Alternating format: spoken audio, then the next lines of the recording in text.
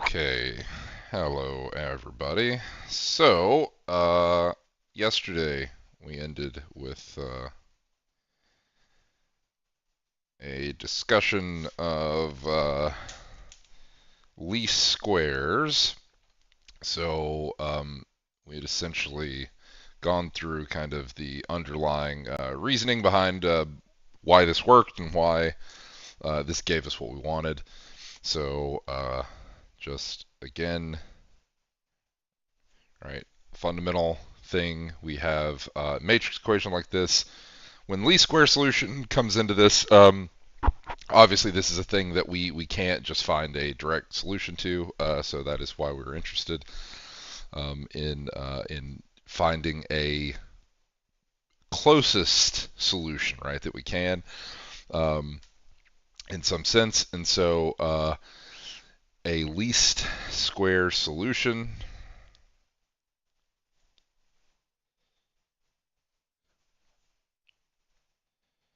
a least square solution to this matrix equation that I'll call asterisk here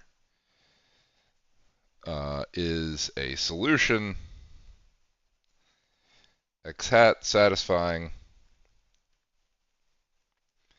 the following relationship, which is that this quantity, right, which is the length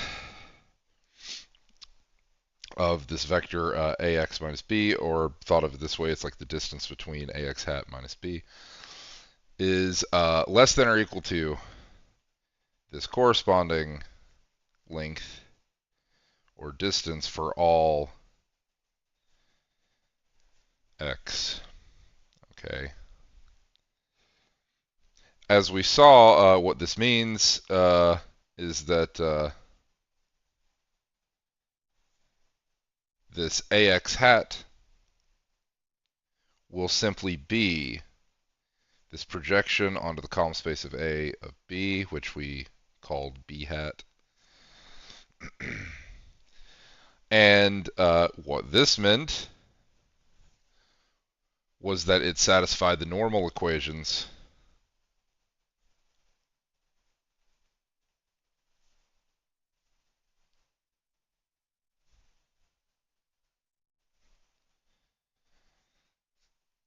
which was A transpose A times x hat is equal to A transpose B.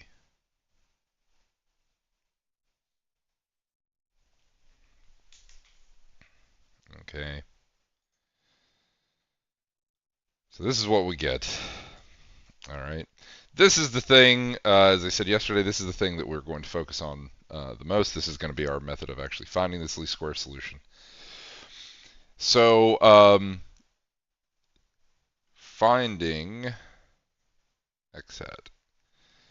Well, there are two cases here. As we showed yesterday, because the equation that this, so these normal equations are actually equivalent to this thing. The good thing about this is that we don't have to directly find this b hat. We don't actually have to directly do this projection. But the point of this, like the reason why, you might say, okay, if this is the important thing, why do you even care about this? Well, one, this is where this thing came from, but also seeing it in this form tells us the nice property that this thing has, which is this has a solution. This has to have a solution because by definition this thing is the projection onto the column space, so this thing has to be in the column space, which means that this ax hat equals b hat has to have a solution because the right hand side is in the column space. So that is what it means to say that that has a solution. So this thing definitely has a solution. So there's only two cases here. The case that has a unique solution and the case that has infinitely many solutions. So one, this has a unique solution. So,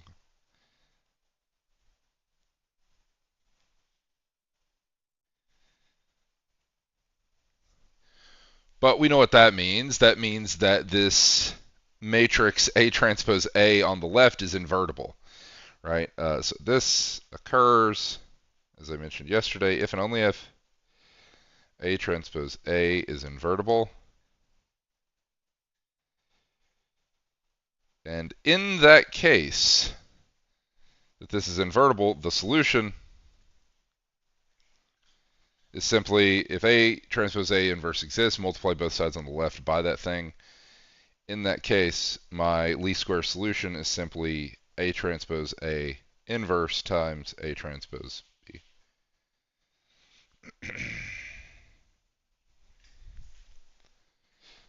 Okay. As I mentioned, this happens exactly when the columns of A are linearly independent.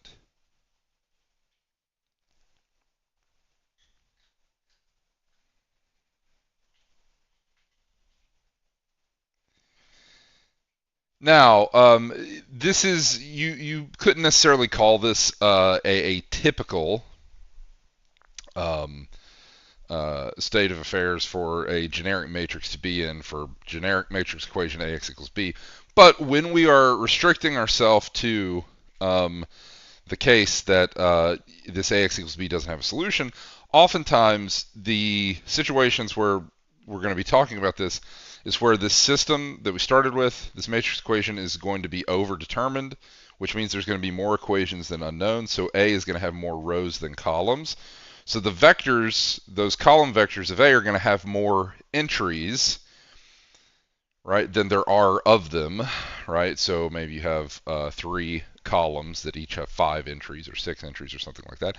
And when that is the situation you are in, then more often than not, you are going to have vectors that are actually linearly independent. Okay, because these things have more entries than vectors. That doesn't mean that they're necessarily that's how it's going to be, but it's something that is going to show up frequently in these problems. So then the other case is, well, not having linearly independent columns. So if the columns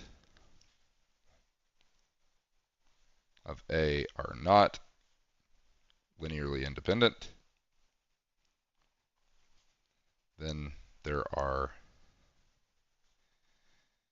infinitely many least square solutions. Now, this isn't like a bad thing or anything. It just means that rather than having a unique thing that minimizes that quantity that we're going to call the least squares error, instead what we have is infinitely many of those things. And the way that this makes sense is, right, thinking about minimizing a distance, it's just that there are many such solutions that share that same minimum distance or that minimum error. So I keep calling it error. We might as well define this thing. So what is the least squares error? The least squares error is exactly this distance or this length ax hat minus b. Right? Of course, this measures how far this ax hat is from b. Right?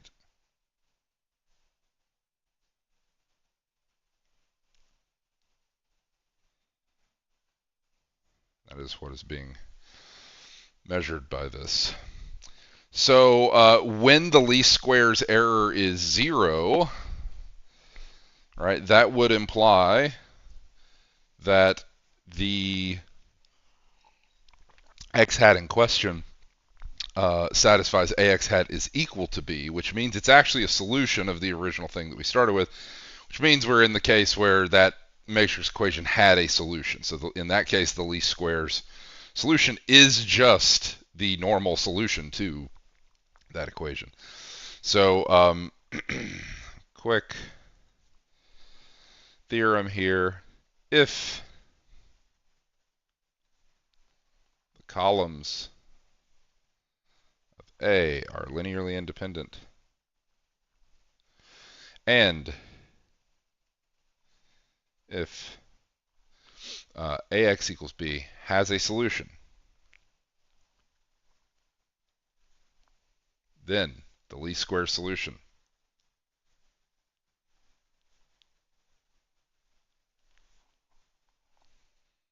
is the actual solution. So what I just said in words is now this theorem.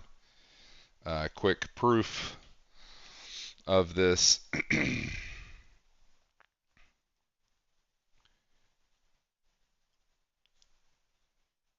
If this has a solution, the only way that happens is if B is in the column space of A. But if that's the case, then the projection onto the column space of A of B is just B. And so AX equals the projection onto the column space of A of B is the same equation as AX equals B. So the solution to the normal equations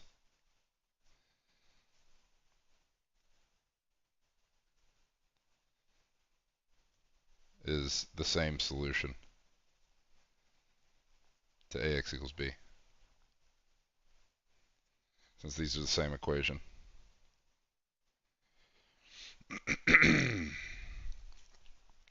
Okay. Of course, quick corollary to this. Okay, if A is invertible,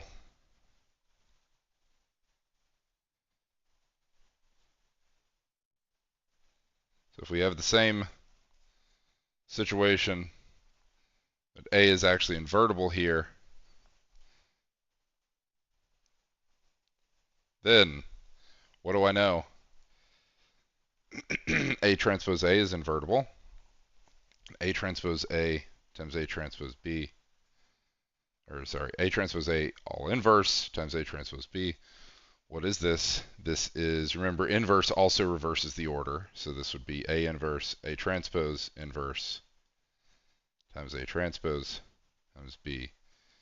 A transpose inverse times A transpose is just the identity. So this is A inverse times the identity times B, which is A inverse B, which is exactly what the solution to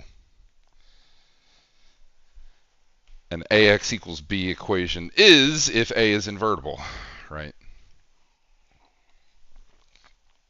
If A is invertible, you have a unique solution in that case, and this is what the unique solution looks like. Okay, so now let's do an example. Let's say we have a system of equations here. X plus 2y equals 6, x plus y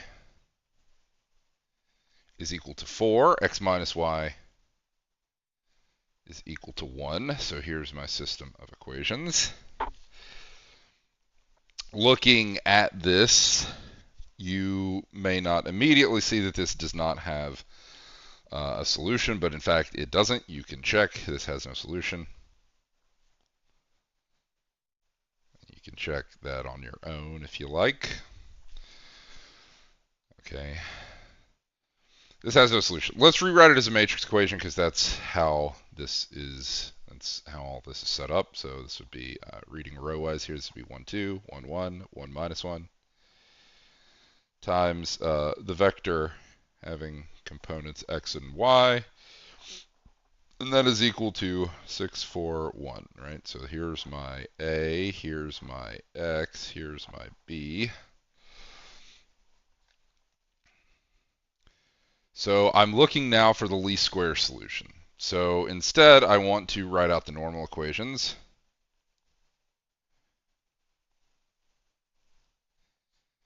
So this is, A transpose AX is equal to A transpose B. That's what I want to write out here. So what is A transpose here? I simply, the first row, the first column of A becomes the first row of A transpose.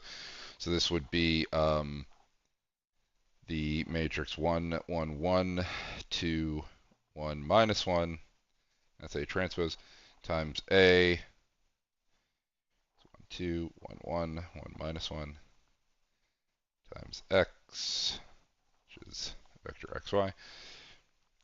And that is equal to A transpose times B.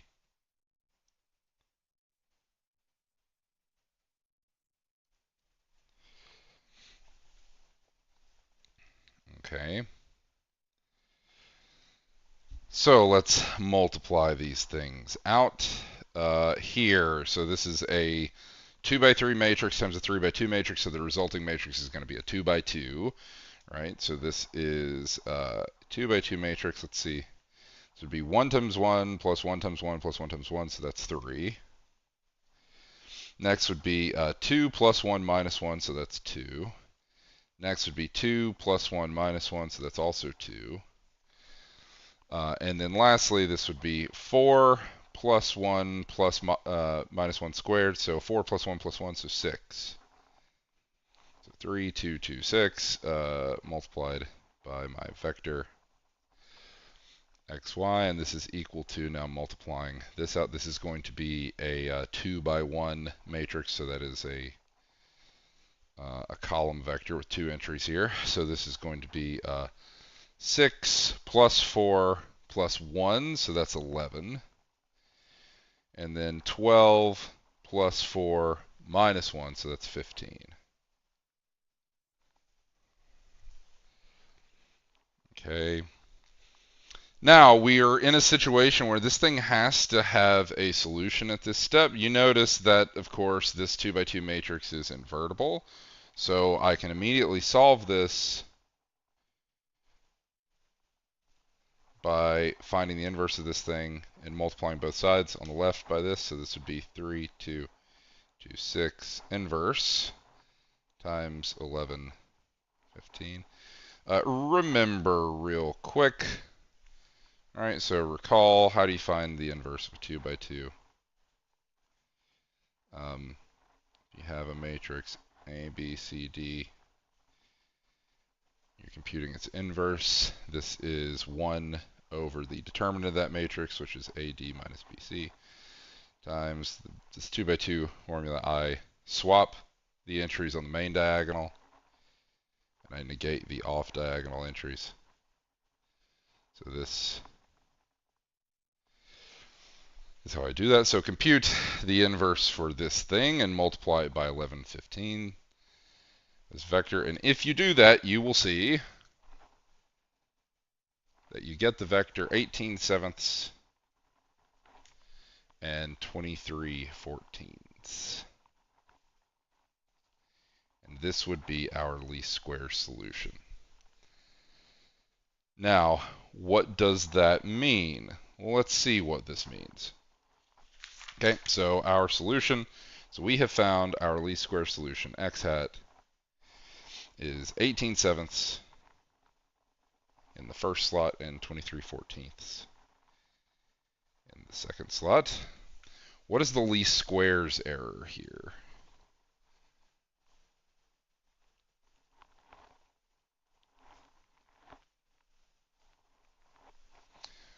Well, to compute this, this is the length of this vector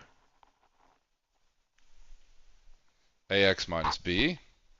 So we can compute that directly here. So this is the length of the vector A, is the matrix 1, 2, 1, 1, 1 minus 1, times this vector we found, 18/7, 23/14, minus the vector B, which is 6, 4, 1.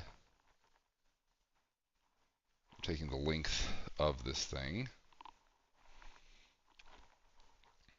So multiplying each of these, this would be 1 times 18/7 plus 2 times 23/14.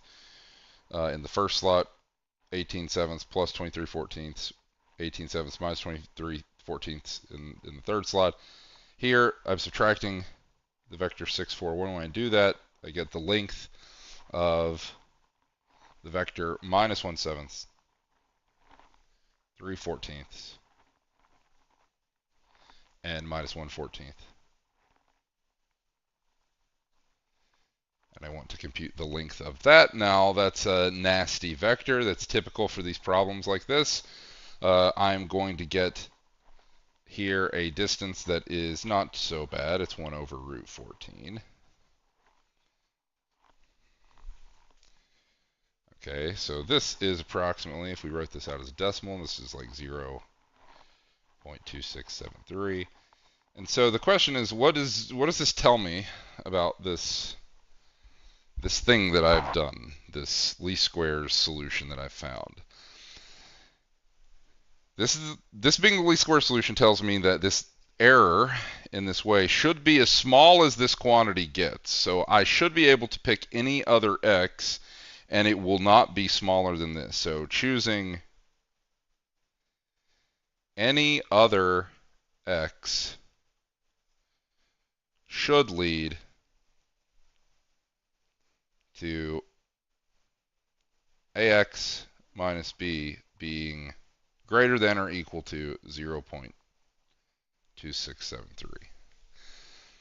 Now, because we actually got a unique solution here, right? This actually nothing should be the same here. So this should actually be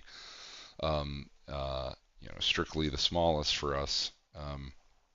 But here, I should always get something larger than this least squares error that I obtained for this thing being the least squares solution. So you can just check.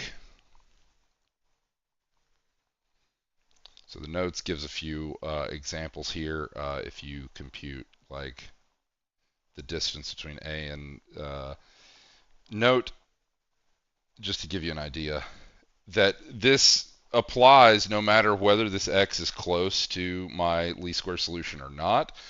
My least squares solution, if I put this as a decimal, 18 sevenths over 23 and 23 fourteenths, this is like 2.57143. And in the next component, this is 1.64286. So if I choose something that's kind of close here, so if I choose like 2.6 in the first component and like 1.6 in the second component, and I compute this least squares error for that thing, what I get is 0.28284, which is definitely larger than the least squares error that I got for my least squares solution. If I try something that is like even a little bit closer here,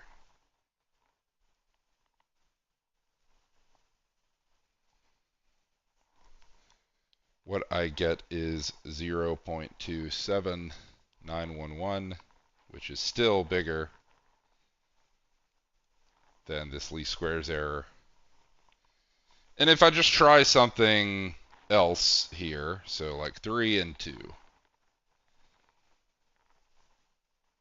what is this? This is like 1.41421, which is definitely bigger than this least squares error. Now, of course, this isn't an exhaustive check. This is just intuitively checking that this thing does, in fact, give us what we want. We've already shown, theoretically, that it has to work this way.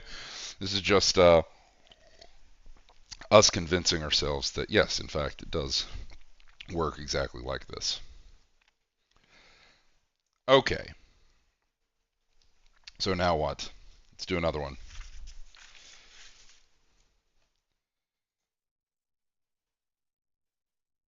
So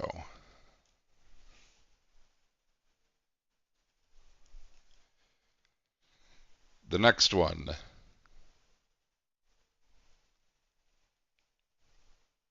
X plus 2y is equal to 3, and x plus 2y is equal to 5. Now this obviously has no solution. X plus 2y, there do not exist real numbers x and y such that x plus 2y is simultaneously 3 and 5. This definitely has no solution. Putting this in matrix form,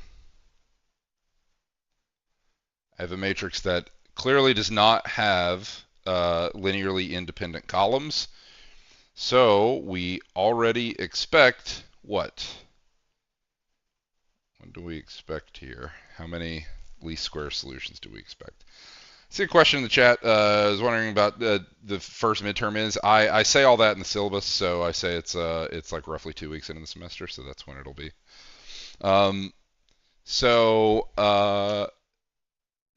If I try to find least square solution here, what does this look like? So this is me solving normal equations. A transpose AX is equal to A transpose B. What does this look like if we write this out? So this is 1, 2, 1, 2, transpose times 1, 2, 1, 2 times X.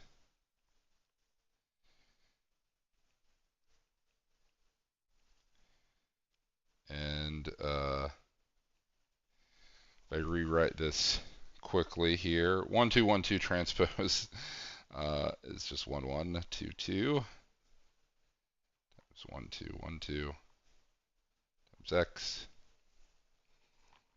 equal to 1, 1, 2, 2 times 3, 5. Multiplying these two matrices, of course, 2 by 2 and 2 by 2, I'm going to get a 2 by 2 matrix here. This is going to be 2, 4, 4, 8 times the vector xy, and that is equal to 8, 16.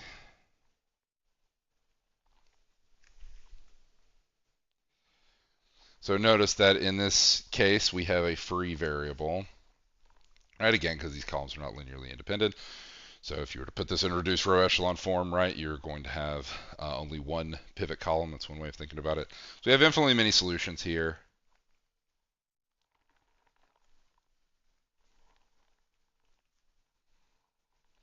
So I have one free variable, so I have one parameter here. This x sub 2 variable, or this y, is going to be free. Rewriting it, what do the solutions look like? It's 4 minus 2k and k, right? For k, some real number. These are what my solutions look like. So any choice of k there gives me a different solution, so I have infinitely many of those things. You can check that no matter which k you have chosen, the least squares error is the same for all of these.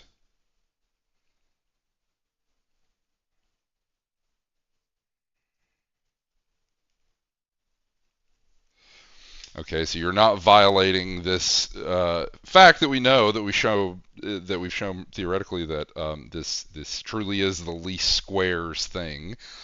You just have infinitely many of them. Okay. All right. Now maybe for the application you have in question, you find that to be not great, but just from linear algebra standpoint, there's nothing necessarily bad about this. I'm going to do one more case, which is a very, very simple case that actually shows you in picture what it is that's going on. So let us consider a very simple equation. Okay, and the very simple equation that we're going to look at is this one, where the vector in question actually has only a single component, right? Now you might say, well, that's really a scalar, right? A vector with a single component is really a scalar, and that's true, but it also is a vector that satisfies everything about the thing that we have shown here, this, satisfies, this is still an AX equals B. Now, of course, what this is, like, I cover this, right? What are things of this form? Well, the things of this form are exactly scalar multiples of the vector 2, 1. 2, 2 is not a scalar multiple of the vector 2, 1, so obviously this has no solution. Okay. In this case, though, we can actually very easily write out what column space of A is. Now, in the previous cases, the column space of A was not super confusing, right? Like it was a plane. But in this case, it's even simpler. It's a line, and it makes it easier to draw. So here, the column space of A is just the span of a single vector. Instead of being a span of the columns of A, it's a span of a single vector. It's the set of all scalar multiples of the vector 2, 1.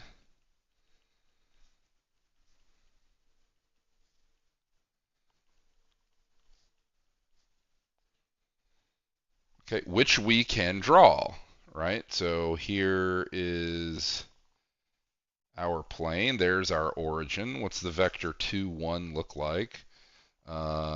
Here, right? Here's the vector 2, 1. That's what it looks like. The set of all scalar multiples of that vector 2, 1, well, it looks like this.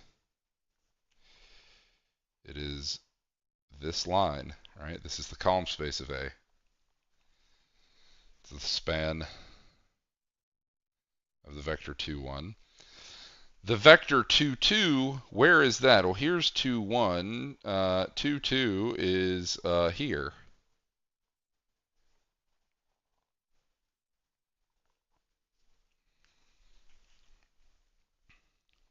Okay. So, this has no solution. Let's solve the least squares problem. Okay? That should give us a solution that is as close to being a solution to this thing as possible. And what does that mean? Well, let's just see. Okay, so if I write out my normal equations, this is what they would look like. 2, 1 transpose, that's not going to be too tricky to do, times my vector x1, right, is equal to 2, 1 transpose times my right-hand side vector 2, 2. So when you transpose a vector and multiply it by a vector that is not transposed, so row times column, that's just the dot product. So the resulting thing, of course, is a 1 by 1 matrix or a scalar. So here this would be 2 times 2 plus 1 times 1, so this would be 5. Right, so this would be 5 times the vector with a 1 component x1 is equal to, this would be 2 times 2 plus 1 times 2, so 4 plus 2 is 6. And so, if you like, my solution here is the vector containing one component, which is 6/5. Okay. And so, when we do that, the question is, what is, so this is my, if you like, we're solving here the normal equation, so you can put the hat over it and say this is my least square solution. Or you could just relabel it, whatever. Okay. So in this way, what is a x hat? Right? This is going to be 2, 1 times this vector 6/5, which is, if we write it as a decimal, this would be 2.4, and this would be 1.2. What is that? So first of all, what this is this is in the column space of A, it has to be, and is closest to the desired vector 2, 2. Where is it? And how close is it?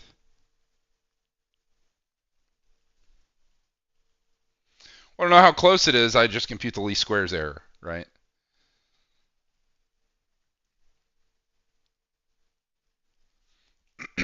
So what is this? This is the length of the vector ax hat, we've already found is 2.4 and 1.2,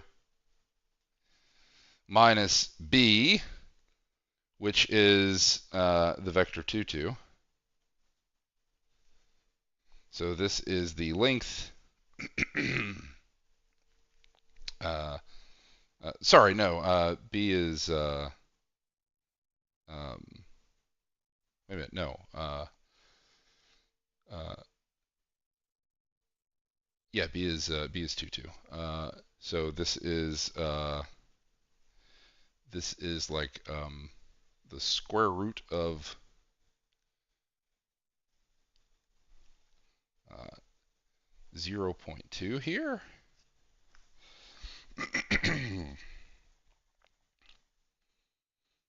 Okay. If I actually look at the picture, what I see is that the distance I've just computed is this distance. This is my least squares distance.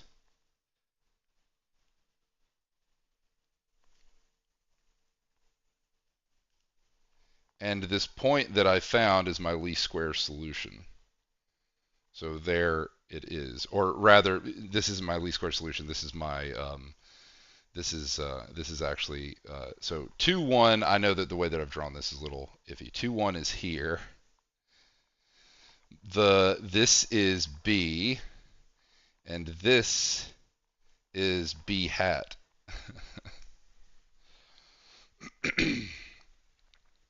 Okay. So this is the distance between B and B hat here in this way. So here's my B hat, and here's my B, and this is my least squares distance. Okay. So we can explicitly see like what this thing does in the case of having like a one-dimensional column space here. So that you can just see exactly how this projection business works and what the least squares distance is computing. So that this is truly the thing in the column space that is closest to the desired B, which gives us the solution that is, closest to being a solution to the original equation, right? The thing that minimizes that least squares distance.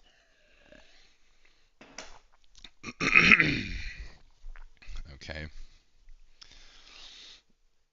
All right. So that's, hopefully that's kind of shown you what it is that underlies this thing.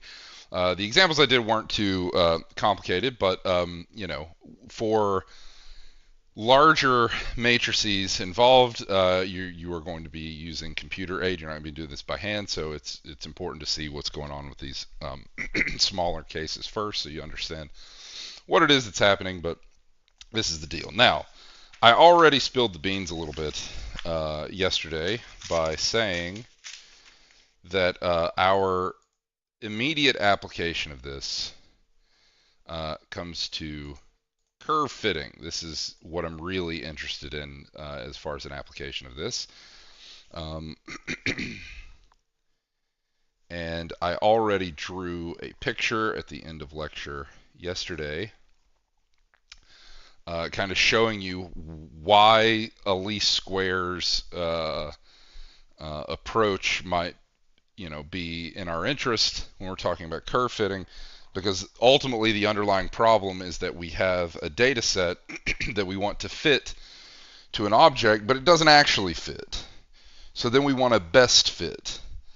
Okay, so we want something that it doesn't technically fit, but it fits as well as it can, right? So that in itself already contains this same kind of thing that we're seeking in the least squares situation. And of course, it turns out that this is literally seeking a least squares solution in a lot of examples.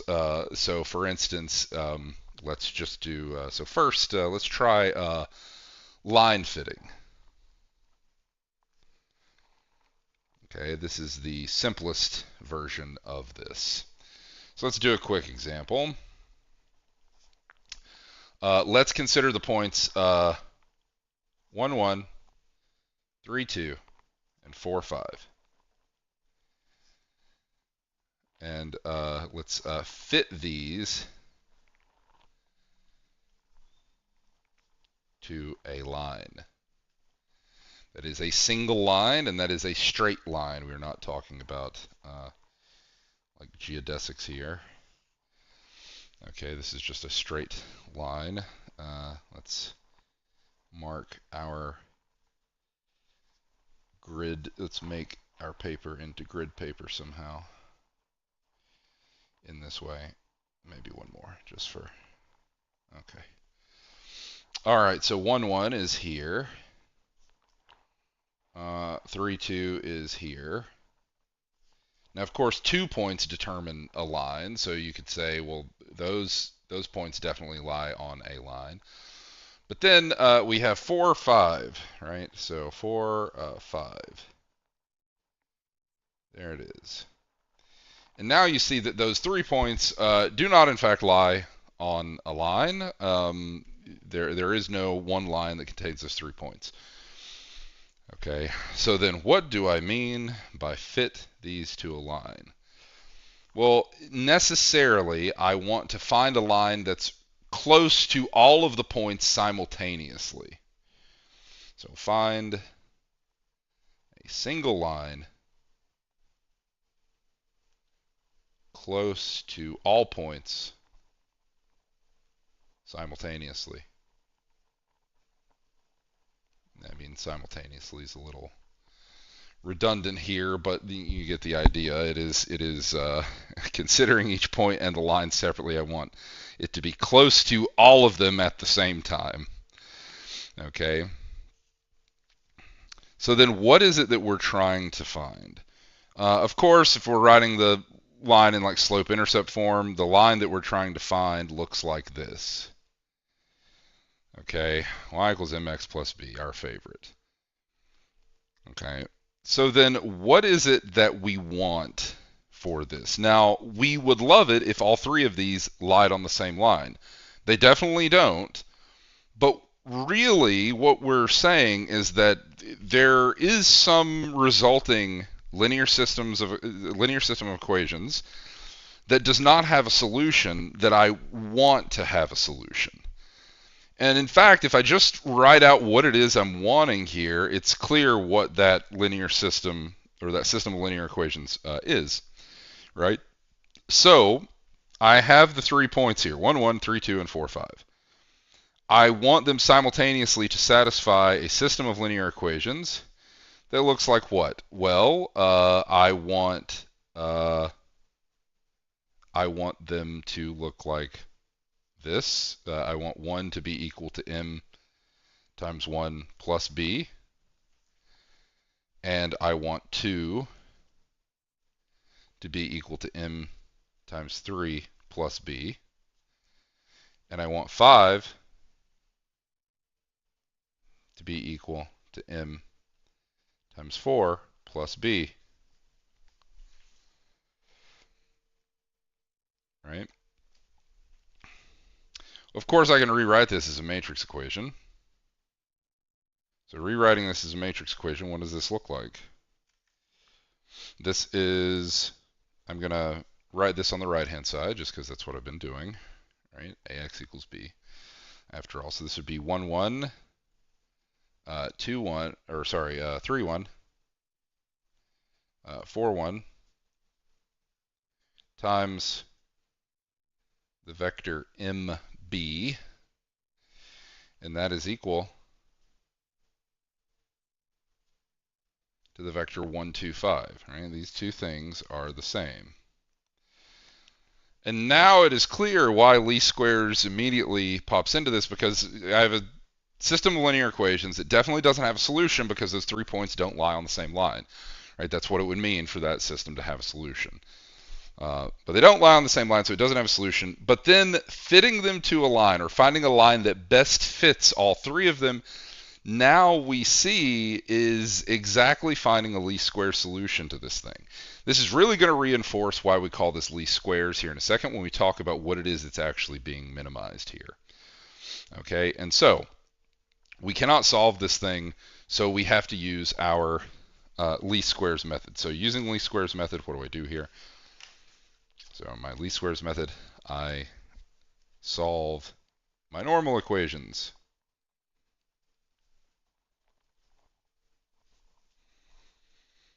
Okay. Now, for this thing, right? Here's my system. I'm going to apply the same thing, my least squares method, and I'm going to find, skipping ahead, right? So this is, you can check this on your own, that the least squares solution to this thing, which is A transpose A inverse times A transpose B. Why could we tell that? Well, what can you say about the columns of A here? They're linearly independent. So I'm going to have a unique solution here, which is nice in this context, which means there's only one line that is going to work here, right? So that's nice. Okay, so here I have A transpose B, A transpose A all inverse times A transpose B. If you actually compute this for this problem, what you get is 17/14 and minus 4/7. But remember, this is an MB here, so this is giving us a slope and a y-intercept. So what this means is that the line y, which is equal to 17/14 x minus 4/7, is our best line. I'll put that in quotes because we're not sure exactly what that means here. Okay. Now, I want to phrase this in a way that makes it clear not only what is happening from the least squares angle, but also what is happening from where you want to go with this, right? Because here's maybe the overall point. Let's say, I'm going to draw the line in here in a second, but let's say that we have in fact found this line. What is the idea here, right? Like scientifically, if you think about like what kind of thing you are trying to do here, right? What thing you're trying to do is you have a limited number of data points. You have a finite number of data points. Here we have a very limited number. We have 3, right? So that's not a lot. But you can extrapolate this to having, 50 or having 500 or 5,000, however many data points you have, regardless of however many data points you had. In the context where this is going to come up, typically these data points have, been arrived at empirically. They've been gathered in some way. They're finite as a result of this because, taking infinitely many measurements is not something we have time to do. So we have a finite number of measurements here. Okay, a finite number of data points. But when we draw in a curve, whether it is a line, parabola, some other higher degree polynomial, whatever kind of curve it is, we draw in a curve. Obviously, a curve contains infinitely many points. It contains infinitely much data, right? There are infinitely many points on a line, parabola, any kind of curve you're going to draw in here. Okay. So then what is the purpose here? The overall goal. The overall goal is you have a limited number of data points. You hope that they fit a shape, right, in some way. Now, here we have reason to believe that maybe a line is best. Now, could it be that a parabola is possibly best here? Maybe. But let's say we draw in our line, and I'll do that here in a second. But we draw in our line. What is the idea? The idea is that we used finite number of data points to generate a line that we think fits them. And then ultimately we would like to use that line or that curve to then predict other data points that we haven't actually collected, so they're not really data points, but we want to make predictions based on these limited number of points. We have limited number of data points, we generate a line that we think predicts behavior, and it allows us to maybe make predictions about things we don't have data for. Okay, that's the idea, right? That's like kind of the main thing that we want to do here. So, I'm going to formulate what I'm going to say next kind of in a way that makes it clear that that is what we are doing. Okay, so we say that this is our best line. Okay, so note, in our equation, maybe I'll write it again. So I'm gonna write our system again.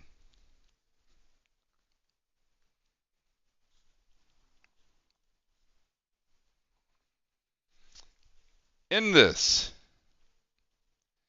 the vector 1, 2, 5 contained y values that we want to get but can't.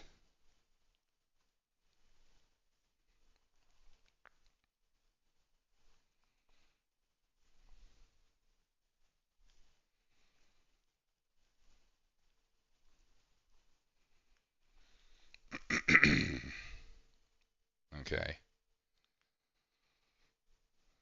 Instead, the y values we do get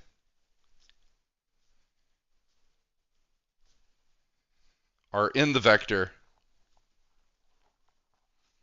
ax hat. Or in this case, they're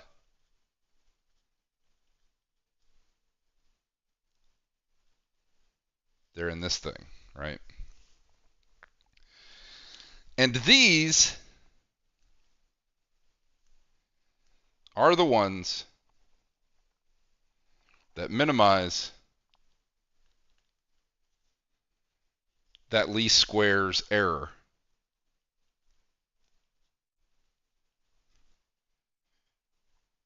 But here, rather than thinking of it as least squares error, what they minimize is the distance between the y values we can't get and the y values we do get.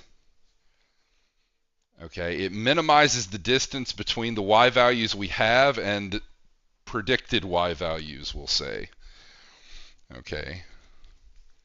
So you're minimizing, and what is it that you're minimizing here? You're minimizing a length, so which minimizes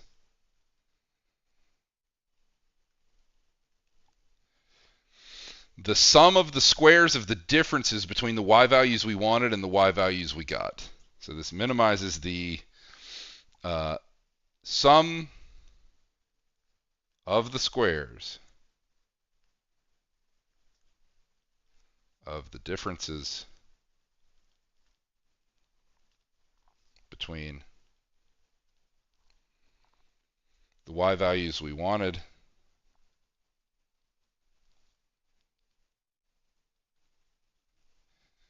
and the y values we obtained.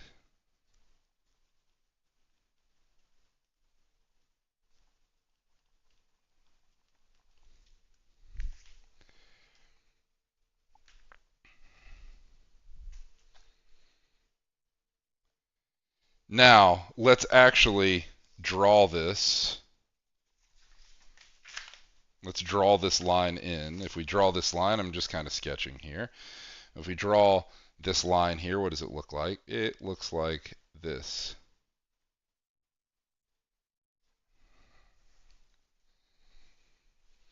So what are these sums of squares of differences that we have minimized? Well, they're visible right here.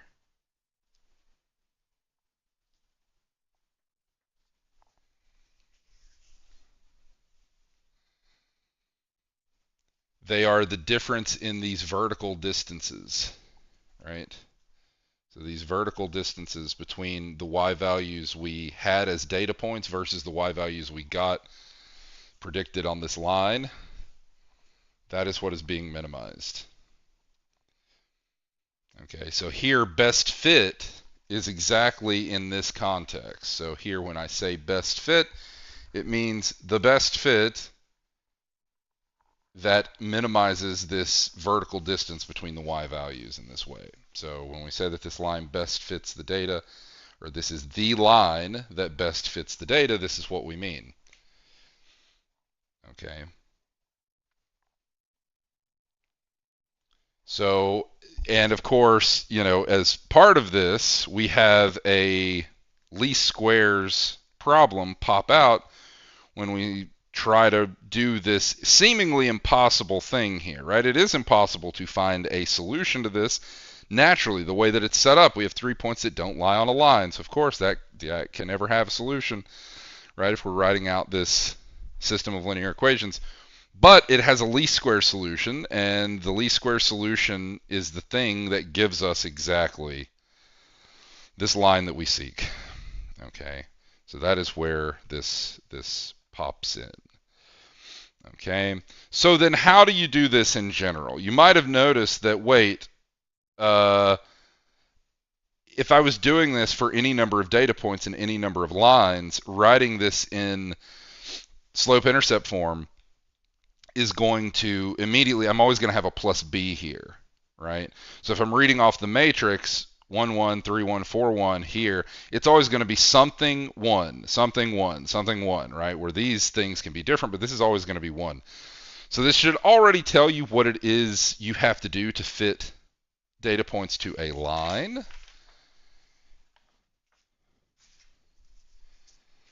Right? And so we have following theorem that allows us to wrap up all this example kind of into one package here. So given a set of points, say, we'll say x1, y1, x2, y2,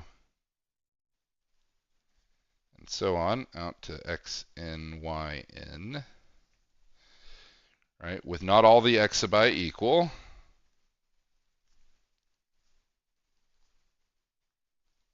all right, which will be typical, of course. The least squares line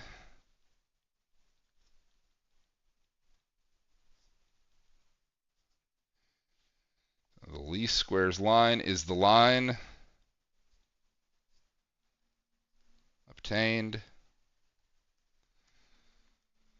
by finding the least square solution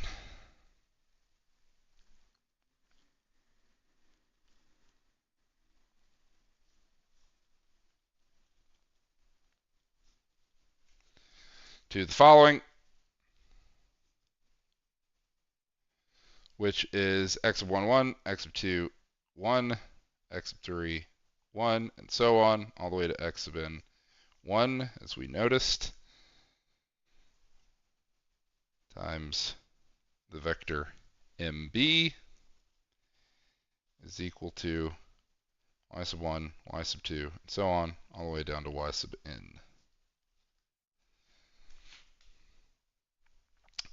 This line minimizes the sum of the squares of the distances between the y values of the points and the y values on the line.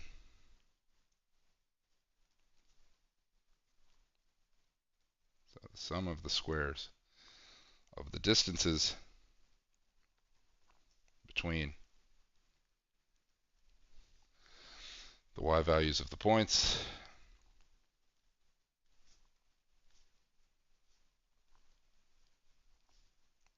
and the y values on the line.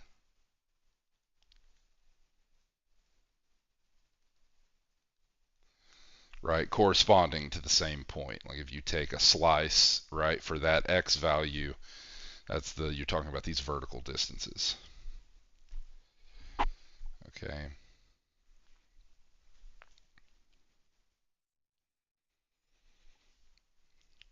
All right.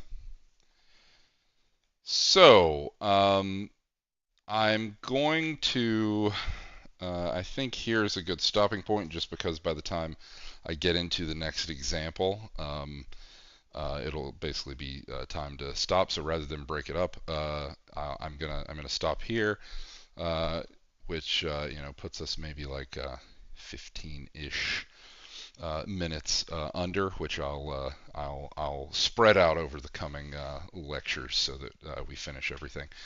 But I think I'm going to stop here just so that when you're going back through this of the video, it just splits up nicer, I think. So I think that is all for today. If you have questions, let me know. I'll be here for like another 30 seconds to a minute in chat. So if you have questions in the chat, just let me know. Otherwise, I will see you all tomorrow.